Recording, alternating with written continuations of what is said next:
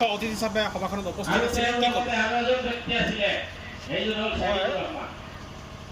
তেওঁলোকৰ অনুষ্ঠান নৱজাগৰণ বিদ্যাপীঠে আজি আয়োজন কৰা সম্বৰ্ধনা পৰ্ব 2024 চনৰ হাইস্কুল শিক্ষান্ত পৰীক্ষাৰ ছাত্ৰ ছাত্ৰীসকলক সম্বৰ্ধনা যাচিবৰ কাৰণে আজিৰ এই সম্বৰ্ধনা অনুষ্ঠানত মুখ্য অতিথি হিচাপে আমন্ত্ৰণ জনাইছিলে।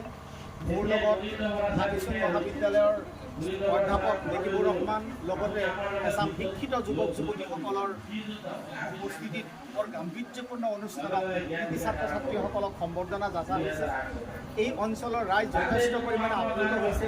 ছাত্ৰ ছাত্ৰীসকলৰ ৰিজাল্ট অত্যন্ত ভাল হৈছে।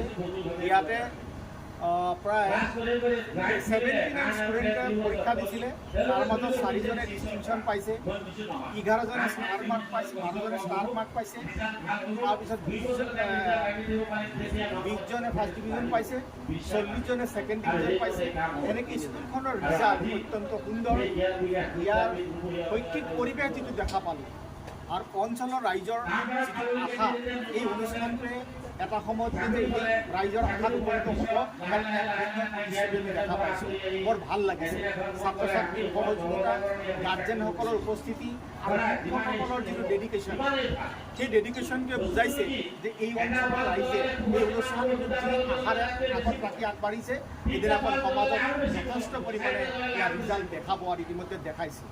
আমি আশা কৰিছোঁ এই অঞ্চলৰ ৰাইজক আমন্ত্ৰণ জনাইছোঁ, আপোনালোকৰ অনুষ্ঠানটো গ্ৰহণ কৰক। ইয়াত আপোনালোকৰ ছাত্ৰ ছাত্ৰী দিয়ক, শিক্ষাগুৰুসকলক খবৰ ৰাখক আৰু ছাত্ৰ ছাত্ৰীৰ পৰা আশা কৰা ধৰণে এডুকেশ্যনটো ইয়াত হৈছে তাৰো এটা খবৰ ৰাখক ক'ব লাগে।